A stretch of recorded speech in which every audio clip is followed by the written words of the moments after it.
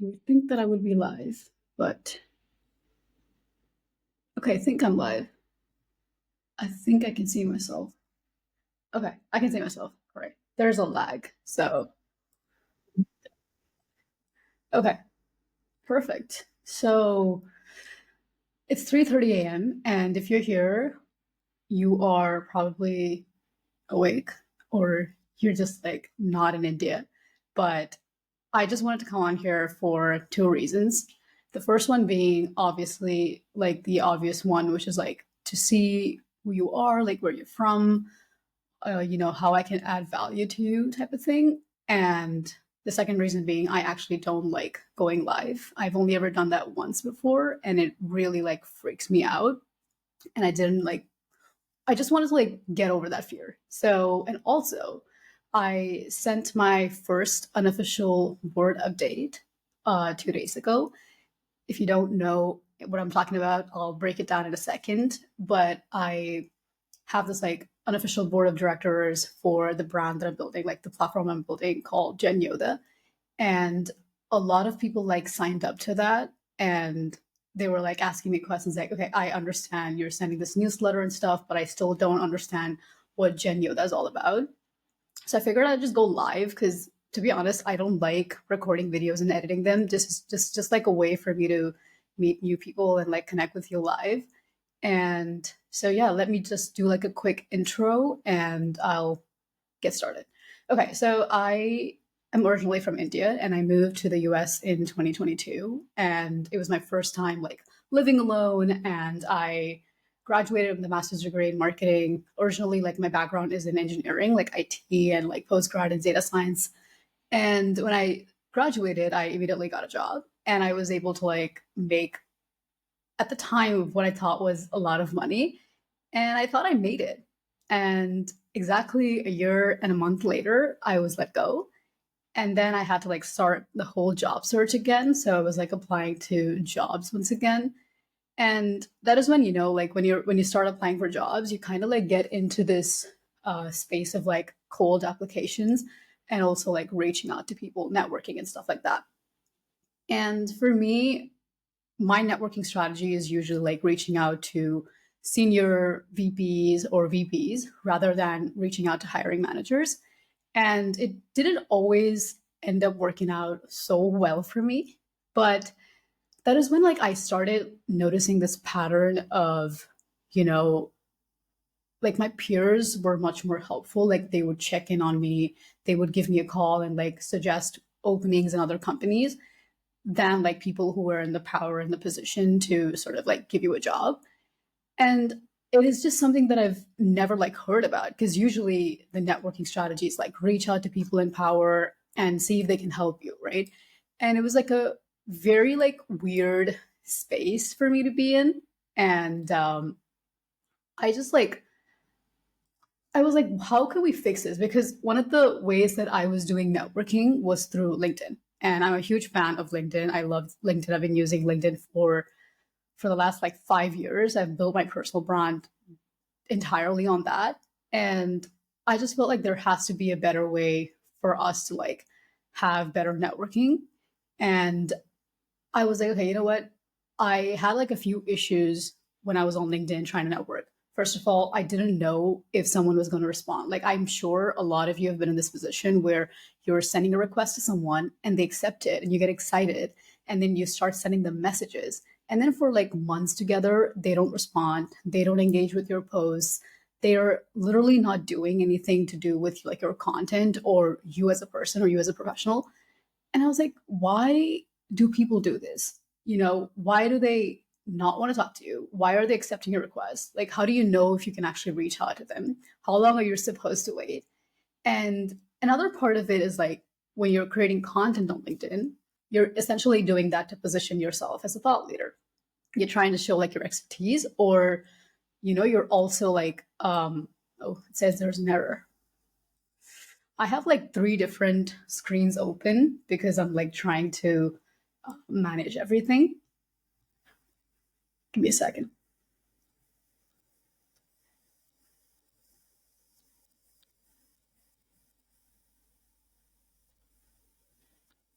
Okay, I think we should be fine.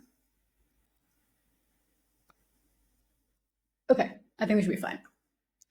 So I was saying like the main reason like a lot of people post on LinkedIn is because you're trying to essentially position yourself as a thought leader in the industry. And there's another part of it which was like really like getting on my nerves, which is you post so much. I've been creating content on LinkedIn for the past like 5 years. And one of the things for me is anytime I talk to a recruiter, they'd say like, oh, like, but I see like the last LinkedIn post you talked about was something like adjacent to marketing, like the role that I was applying to, but it's not really like what we're looking for. The problem is like all of us have content pillars and things that we're talking about on LinkedIn, and you just don't have like a way to organize all of that into a folder or something like that to showcase to a recruiter. So I was like, I wish they had that feature. And another thing is like you almost feel invisible when you're applying to jobs or networking, because if you don't have a big brand name behind like a logo on your profile, you're essentially like putting yourself in a position to not get responses, not get as many responses as, the ones with the advantage of having a logo and like a brand association would. And so this is like when the thought process came, like all of this together accumulated into becoming like, okay, I have figured out there's a problem here, but what can I do about it, and how am I going to solve this issue? And essentially, like I started reading a lot about the psychology behind careers and like what kind of choices people make. And one of the things I learned was, there's like this seventh year itch concept, which is basically like you reach like this applies to romantic relationships but also to career, where it's like you reach the seventh year of your career and you essentially start getting bored of your job, your roles, your responsibilities, and people are usually looking to switch, or they're usually looking to like completely pivot into a completely different direction. And I was like, okay, so 0 to 7 years is kind of a battlefield. Like you're really like trying to figure out what you want to do. Like you would go to school, like college for one thing, and then you would graduate and then you'd be a completely different person. And once you go to your first job, you realize so many things about the corporate world is not what you imagined it to be. And you do that for the next like 4 to 5 years, if that, and you start realizing like this is not what I want to do. And I feel so lost because I have a few friends who are feeling completely lost at this point in their life, and they don't really have anyone to talk about that with, because I wouldn't understand what they're going through and they wouldn't understand what I'm going through. And what I mean by that is when I like graduated from undergrad, I went straight into like postgrad mode. Like I was doing my postgraduate, and then I went to do a master's degree. But not all of my friends did that. So most of my friends like ended up um, working immediately right after undergrad. So for them, it's like a very completely different journey than what it is for me. So now if they want to go back to school, they have to like completely rewire their brain to be a student. For me, it's like, oh, I had to like start working right out of my grad school, and it was a completely different environment. So it's just the feeling of I want to like find people that are essentially in like my position and try to have a conversation with them, try to understand, how they're looking, what their perspective is on the situation. And most people don't, like, you're not able to find that, because how are you supposed to filter those kinds of people on, for example, LinkedIn or Instagram, right? And there's just like no space where early career professionals who actually have a lot of questions, they can't ask real questions, get real feedback, and stop like performing like they have their ish together, and just be like, hey, I feel like I don't understand this and I want someone to help me. That's essentially like what I was thinking about. This should exist, and that's a gap that I noticed, and I was like, okay, I could probably do something to solve this. So I've talked about, the why behind Gen Yodha, why it exists, and let me talk about what the features are, which I actually introduced to my unofficial board of directors. I was just talking to them, and if you haven't like signed up to that, I have the link in the description to that. You can go and read the day one update that I sent to the directors on the unofficial board right now. So essentially, like one of the things like initially I talked about was the coffee chat. Like everyone wants to have coffee chat these days. And there are multiple tools out there that will help you like schedule a call with someone that you admire, given like of course they have to be on that set platform and have like their availability, updated and stuff like that. And one of the things I wrote in my newsletter was like I reached out to this person, one person who's like really big in marketing, and they essentially like said, "Hey, I'd love to like chat about X, Y, and Z." And I really like wanted insight on a specific topic because I had an interview coming up. And this person like got on the call with me and I was so prepared. I prepared like for like more than 30 minutes for that call. And when I got on the call, they were like, I don't want to talk about marketing. I don't want to talk about marketing with you. I want to talk about XYZ, other stuff in life. And that really like, threw me off my game because of course, like all conversations that you have with people is not like, it's not going to go in a linear way. It's not going to be like you get on a call, you talk about a certain topic and you keep talking about it. Of course, like we're all humans and we have different ways of communicating and different topics to cover. But when like the agenda is completely flipped, how do you handle that situation? And what if you really just wanted some information and you had like some other task that was completely like reliant on what you learn out of this conversation? That can kind of become a situation that's like really infuriating, if you mean. So I was like, okay, what if there was a way, to know what people are open to talking about? And I think LinkedIn had this feature essentially before, like what you talk about was a feature before on LinkedIn. When I was like starting to create content on LinkedIn, I remember they had this like creator mode and you could choose what topics you were actually talking about, which is something I really liked because you could essentially like filter out people that were talking about the topics that you were interested in. And that is just like not something that is it's not there anymore. And I was like, I need a filter that's going to help me kind of like reach out to people and know what they're open to talking about. And also this has got nothing to do with where they are in their career, because even with early career people, I've had to like really look at what they're talking about on LinkedIn, go through their posts, and still not sure if they would be open to having a coffee chat or if they would be open or comfortable with having a Zoom call. And I just feel like it would be easier if we could see what topic someone would be interested in talking about, or if someone's like open to coffee chats, or when they're, like, are they actively engaging with the community? Are they like open and social? Because most people are not. They don't want to network, they don't want to build a relationship, and that is totally fine. But I just feel like it'll save you a lot more time. The next feature that I like talked about was the 7-day rule, and I would like to actually get a lot of people thoughts on this because the 7-day rule is essentially like when you send someone a message, the business standard is that you wait for a week, 7 business days before someone gets back to you. And like on when you network with people, the concept of 7 days doesn't really exist because it puts a lot of pressure on both sides. Like, oh, I have to respond to this person now. um but I was like, there's also another part, especially when you're super early in your career.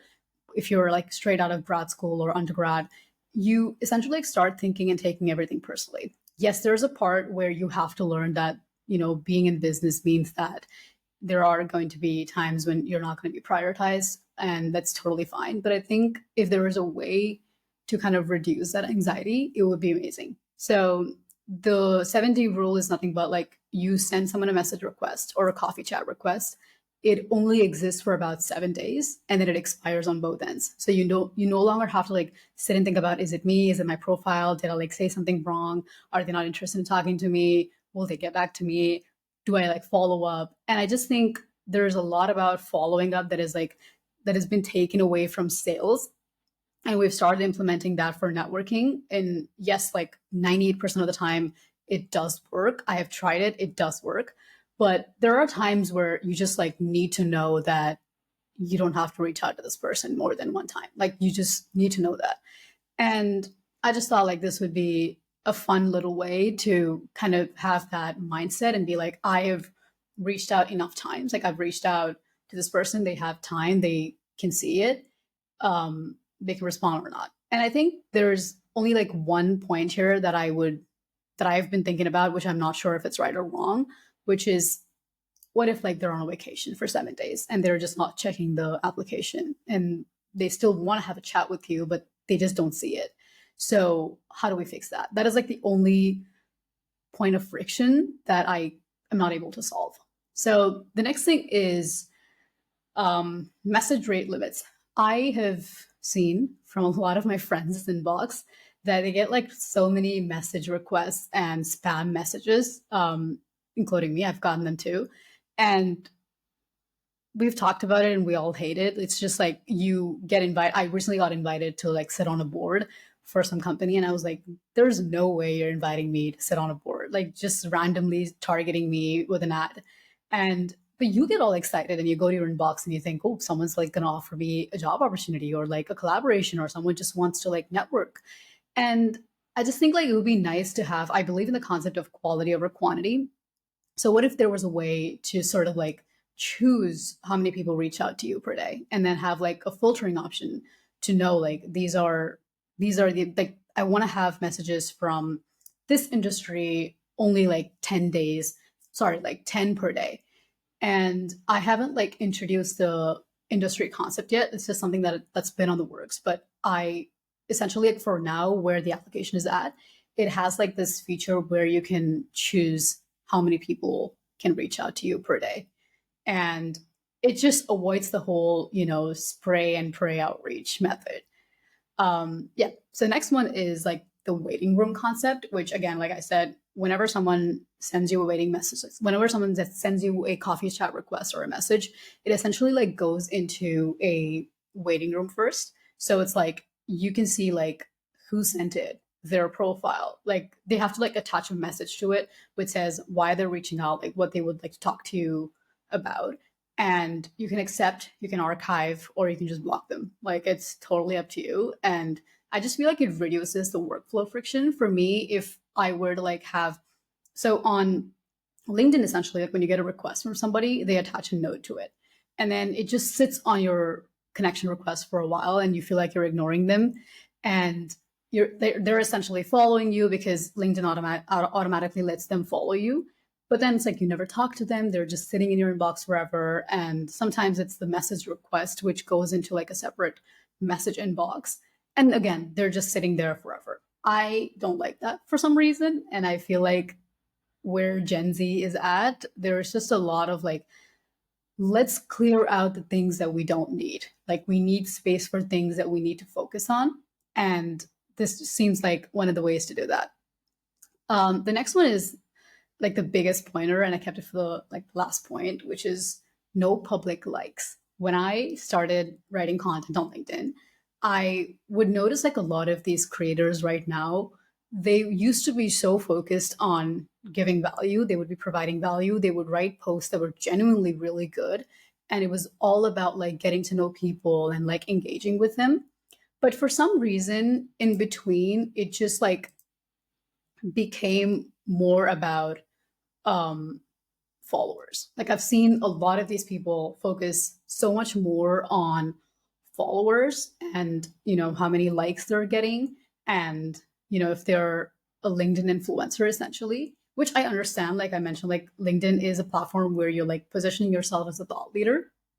But I think there's this point where it becomes like you're posting so much content, but if you don't have a big brand name associated with your profile, B, if you've not like held a huge title, and C, like if you're super early in your career, your voice basically just like you become very invisible, right? Because there are so many other people that have big roles, work in big company that are talking about the same thing, and it's much more quote unquote like credible coming from them rather than it's coming from you. So rather than it coming from you. So essentially like your posts get buried.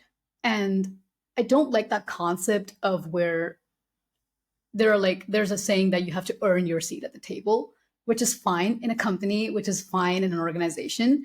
But for creating content, like everybody should be heard. Everybody should have a space where they get to like talk about the things that they're passionate about and the things that they're thinking about and have it be heard. And the way to do that is to like stop focusing on likes and like followers and think more about, okay, whatever content I'm creating, does it add value? Whatever I'm creating, does it make sense to me, and is it resonating with other people? It's not it's not supposed to be about, how many likes did I get, and then another person who's also my peer who's also posted a similar content, how many likes did they get? Then it becomes the game of comparison. Then it's all about extrinsic motivation. It's not about intrinsic motivation. And as much as I think there's importance, in knowing, having like feedback metrics, which is like, I want to know if people resonated with my content, which can be known through views and like saves that only you can see. You don't essentially have to like tell everybody, or not everybody has to know if your posts have likes, etc. For example, I'll say this, like when I post content on Instagram versus YouTube tends to outperform Instagram. And I've had friends who ask me questions like, "Oh, I'm so sorry that that post didn't get a lot of like." And then I'd be like, "That was not the focus. That was just a way for me to reach people, even though like it actually reached thousands of people and they didn't like it, and that's okay. I could take that as a metric being a marketer, or I could take it personally and make it about me." And I think it's just like where we're all headed. Like focusing on likes and vanity metrics is not going to get us anywhere, because we won't be able to sort of deliver, content that's actually useful. And you're just like not supposed to be comparing your day one to someone's year three. And that's essentially what we all do on LinkedIn. I've seen so many memes, and I know a lot of my friends personally who don't like being on LinkedIn because they feel like they're constantly comparing themselves to someone else who's ahead of themselves, rather than it being about, oh, this person's learning something, what can I learn from them, and how are they doing, like how are they talking about this, how can I learn about this? And I just feel like that is something that we could essentially change. I do want to address, like, LinkedIn is actually a really good platform. The platform in itself is not the problem; it's the people on the platform, and that is something that could very well, like, migrate to this platform as well. Like people could essentially start doing the same thing here, which is why we have like ways to like stop that from happening. So another thing that I mentioned in the newsletter was something that I talked about a little bit in the beginning, which is like the portfolio feature, where, like I said, I've been creating content on LinkedIn for 5 years at this point, and I've written so much that I can't even remember how many posts I've written. But it would be nice, I've like tried to literally embed every single one of my LinkedIn posts onto my website. I have a website, and I started like creating this page where I would segment them by posts I've written so that I could include that in my resume and show people like, see, this is my thought process on a specific topic. And it just got to be a lot because the formatting is weird. You essentially like the page takes a long time to load and stuff like that. So I was like, I wish like LinkedIn would do something to add like a folder feature, but what am I going to do? I'm not going to go and ask them. So this one has like a portfolio feature, which is basically you can organize all of your posts that you're creating on this platform and put them into folders, and you'll get a shareable link that you can add to your resume. So it's like, hey, these are like my, this is my thought leadership on X topic. And I talked about, in one of my videos, I talked about how, there should be like a step mark concept. This is what I meant by that, which is, if you didn't watch that video, basically a video I'd be talking about how, in where I come from in like math exams, if you're solving a problem, you're essentially like doing it step by step, right? And if you get the result wrong, like left hand side equals right hand side, if you get that wrong, you'd still be able to like go and ask your teacher to give you step grades, like for each of the steps that you try to solve, like just to show how you've thought through the whole problem. And of course, like recruiters are not going to give you points for that. Doesn't even matter if they do. But I was thinking about how, if someone's like telling you you don't have X experience in this industry and that is why we're rejecting you, it is much more easier for you to like argue that case if you're saying like, hey, this is how I've thought about this industry for so long, and here's my take on it. And you actually have like tangible evidence as to like years of you talking about something. And it's more about like showing your thinking, not just your job title. And I think that is one of the things in recruiting, which I've noticed, is people obviously, for all the obvious reasons, judge you by the title you've held previously. But I think in 2025 and beyond, we've got to like start understanding that a lot of people do gigs because they're not able to find a full-time job. And that has got nothing to do with their qualification. That has got, essentially nothing to do with what kind of role they could land. Sometimes you land a role and they're not like ready to change your title. I had one of my friends who was like super knowledgeable in a certain, you know, like certain industry, like a certain task or a certain role. But even though she was essentially doing that, the role that was given to her was like project manager or something. And it does not like actually define the roles and like the responsibilities that she's actually done. And it's very disheartening because another recruiter would never know that and they would never see that. And you can't like lie on your resume about the title you held as well. So if you could show, hey, this is how I've thought about this. I held this role, yes, but like I can talk about this kind of topic because I've been thinking about it.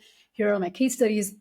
Additionally, like to all the projects I've done before, which can obviously like be in a separate portfolio, but also like this is how I've thought about these things. If you could upload a video, if there's a video library, if there's an image like infographic library, it would be much more easier to kind of like position yourself is something that I was thinking about. So, sometime, I wish that it was there for me when I was job hunting, but yeah, it wasn't. So you solve the problem that you have. The last one I talked about in the newsletter was like the AI policy, because while I'm talking about like posts and organizing them into folders, the immediate thought that came into my mind was, well, people could just like use ChatGPT to write a post and pretend like they thought about it, even though they have no idea what they're talking about. This platform, like I've thought about how AI is going to, sort of like play a role here. Gen Yodha will 100% like reward original thinking. And like essentially, like I'm not anti-AI at all. I'm not anti-AI. I love using AI, but I'm anti-lazy. I don't understand it when people can't like come up with their own thoughts. AI should be like a plot, like a tool that you use to organize your thought process rather than it being like the thing creating something for you from the scratch. And the way to do that, and I've thought about it, was I can't like essentially like probably could create like an algorithm that can spot AI written text, but that's just going to be a lot because some people use AI. Like I use AI when I want to refine the way I'm talking, and I'm like, hey, this is what I'm thinking about. Can you just like put together a post? And that would get flagged if an algorithm was going to do it. So for now, the like where the platform is right now, there is a way for community, like the people on the platform, to flag AI slaw posts. So, if you have like too many of those flags, it's going to reduce your visibility. So your reach will get tanked because of that. And yeah, essentially, like what I was thinking about, this has got to be the place where real thoughts live.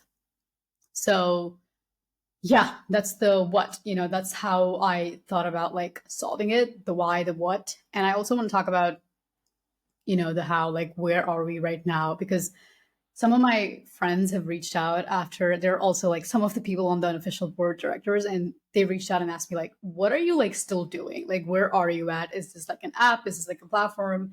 Are you doing it alone? Do you have someone with you? And to be honest, like there is something called a minimum viable product, which is like essentially like the most smallest piece prototype of a platform they can essentially build. And that is where I'm at right now. And no, I don't have a team. It's just me. I won't pretend like I know everything. I am through and through a marketer. This whole experience has taught me that I'm 100% a marketer. I was never meant to be an engineer. But I still like certain parts of the product and like what we're doing here and like how this can actually solve someone's problem. And I'm figuring it out. So we're very like early, still breaking things, still like making sure if I send you a message, you're receiving it kind of a situation. But it would be ready before January 14th, 2026. So that's when the beta launch happens. But the access is like for the unofficial board of directors first, because they're like literally seeing it from day one and they know what the platform is going to be about. They're kind of prepping themselves for what's coming. So if you want to be one of those people, you should like go and sign up right now. The link's in the description. And I'm also like very much with the intention of building this with the people that I'm creating this for, rather than just like sitting in my room creating something and pushing it out in the public and like hoping people just see what it's all about. um, the way that I'm trying to connect with people is through going live like this and like making YouTube videos and doing Instagram videos under the Misfit experiment. So if you're not following any of that, what you're really doing, you should like go and follow me. So yeah, to be very honest with you, I really don't like going live, like I mentioned at the beginning. And I just wanted to give myself the space to kind of like talk about what I'm doing, why I'm doing it, and like the thought process behind it, and see if there are like people out there who could like essentially benefit from this. So so if you want like early access, the unofficial board of directors exists, so join that. The link is in the description.